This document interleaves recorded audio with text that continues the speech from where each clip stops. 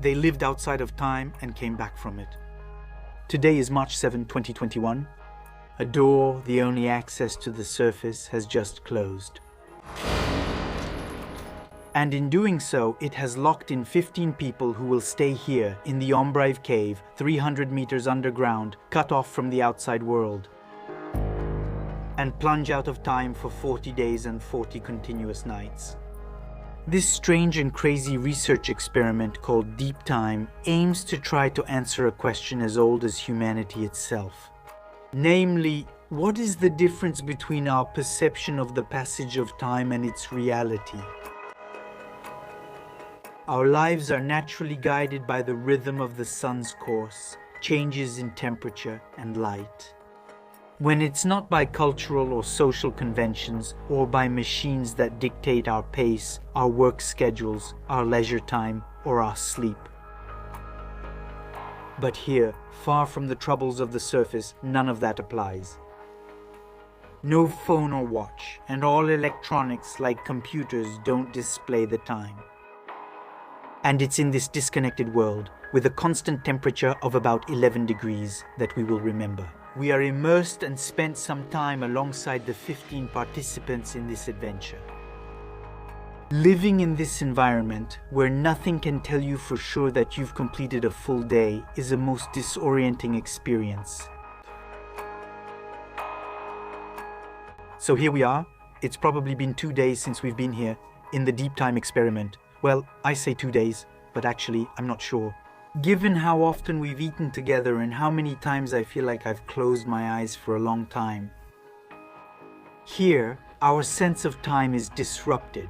No natural light reaches us. The cycles of days and nights have disappeared, and the movement of the sun across the sky has stopped. Replaced above an unlikely base camp by a smaller artificial star that only sets when we turn it off. Cut off from the rhythms and hustle of the world, we can only try to measure the passage of time by relying on how we feel. I settled down, I contemplated, I reflected, I read, wandered around, and filmed a lot. But how long did all of that last? Did I stay sitting here or standing there for a long time? Staring at the walls, talking. There are only faint strands of evidence, just estimates. I turned and counted the pages, the steps, the breaths. In the absence of large clocks and hands giving that little reminder of their speed of passage, the minutes that slip by become abstract notions. To identify them, all that remains is the subjective rhythm of our thoughts, the beating of our own hearts, fatigue and hunger. And we find ourselves having to focus on the trivial, to break moments apart, just to see time pass, in vain. Because just as the growth rate of stalactites, like stalagmites, can vary depending on the flow of water and its mineral content, from a few centimeters per year to less than a millimeter per millennium. Here, it is impossible for us to know precisely the subjective speed at which time passes. For me, it might pass faster than for you. Slightly disoriented, I don't know how long I slept. This morning, I woke up with the feeling that I had a restful night's sleep. But who can tell me that it wasn't actually twice as short as I thought? After all, maybe it was just a nap? Although here, the duration of activities is impossible to measure precisely. Each participant has, during a cycle, specific tasks to accomplish, which they organize as they wish.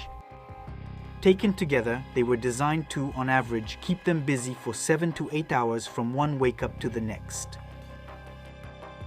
The rest of the time is free, so we can entertain ourselves as we wish, to pass the time and not die of boredom. Living here self-sufficiently, you have to make sure the food stocks are well managed and the equipment is in good condition. And then, above all, there are the experiments to carry out. Because above all, DEEPTIME is meant to be an extreme scientific experiment trying to uncover the secrets of time hidden in our minds. And for that, a large amount of data needs to be collected.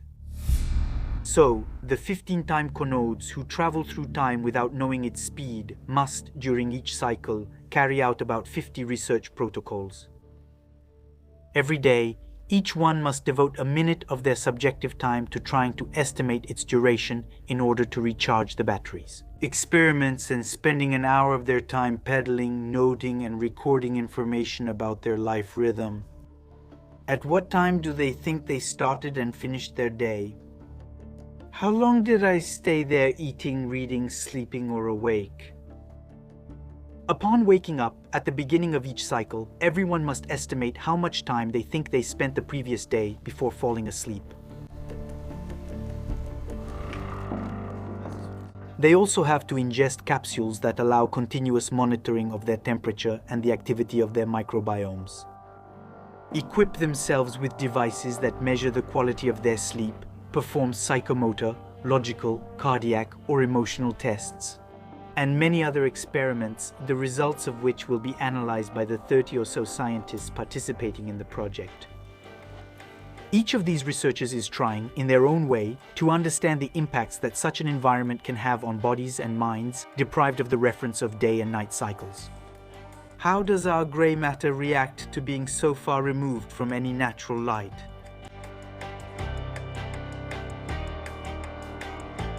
What are the connections between cognitive time and biological time?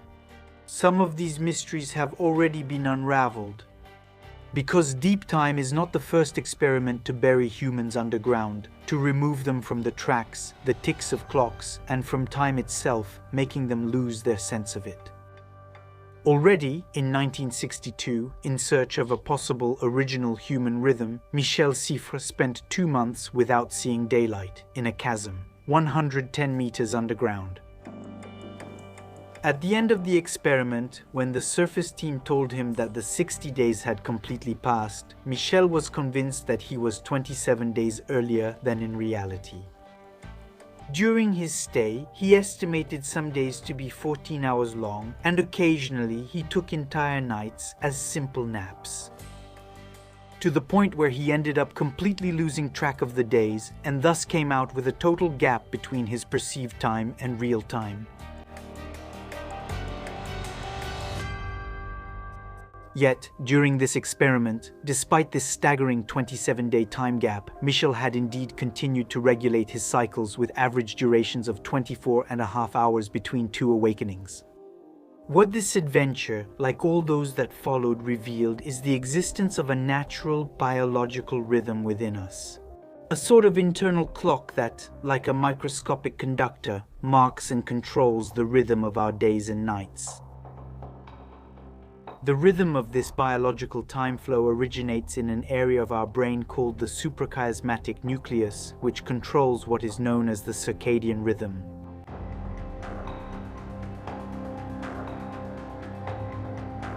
In reality, the big innovation here lies in the fact that DEEPTIME is an adventure with a collective approach, meant to get to know oneself as much as others. Because all previous real-life isolation experiments have been conducted on individuals alone or in pairs. But human beings are social animals. This raises the question, since it is strictly forbidden to wake up the other participants, of how the group will behave. What rhythm will they adopt? Will it be the rhythm of social life and the bonds that unite us? By synchronizing shared moments of life, by creating a kind of temporal consensus, or will it split into several subgroups depending on each person's tactics? To what extent do social factors and our own rhythms, inscribed in our very skin, influence the metronomes of other people's inner music? Am I eating because it's time and I'm hungry? Or am I doing it to align myself with the majority of the group, out of mimicry, out of a desire for harmony, to synchronize our rhythms? And then, beyond the purely temporal aspect, DEEPTIME also seeks to delve into the core of what enables us to endure and overcome challenging and bewildering living conditions. Consider that here, while it's just 11 degrees and the humidity is close to 90% water, is paradoxically a scarce resource. And to supply the camp with water, you have to go on long rappelling sessions and fetch it by going through 3 pipes.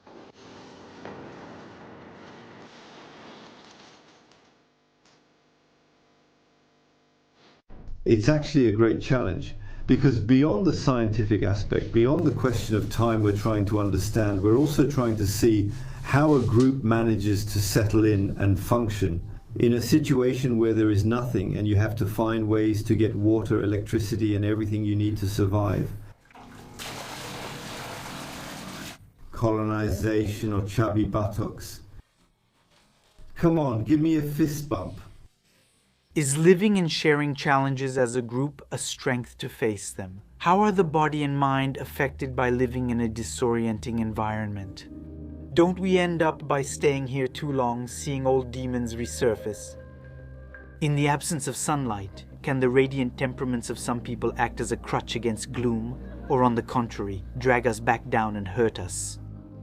And we can clearly see the importance of answering these questions about our ability to adapt in these troubled and confined times, as well as in a possible future of long-duration space travel.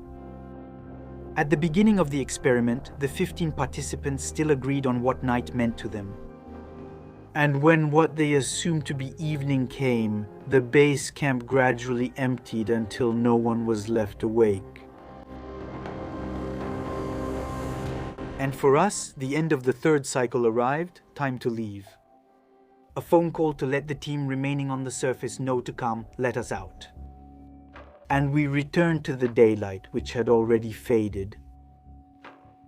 We were already a quarter of a day out of sync. Convinced that we were coming out around 3 p.m., we were stunned to discover that it was almost 10 p.m. The 15 participants stayed 37 more days. To live in a world where there's no longer any need to answer to the clock. Barely 12 days after entering the cave, the information sent to the surface revealed to us that some of them were on their 7th cycle, while others were already starting their 10th. These voluntary passengers on a vessel traveling through time at a speed unknown to them were already so out of sync that there was always someone awake in the experiment at all times. And on Friday, April 23, 2021, after 40 days spent outside of time, when we finally went to get them to let them know it was time to end the experiment, the majority of them were convinced it was around April 14, while a small group thought it was the beginning of the month. What happened down there? To what extent did the night owls and early risers end up barely crossing paths during their days? Did light and heavy sleepers end up sinking to an average, getting overtaken, or catching up with the cycles of the others? And many other questions remain unanswered. Arm yourself with patience. Science advances cautiously. And the wealth of data accumulated from this crazy experiment will take months to analyze. And in a little while, we'll give you an update to set the record straight. Patience is a tree whose roots are bitter and whose fruits are sweet. What is time? If no one asks me, I know. If I want to explain it to someone who asks me, I no longer know.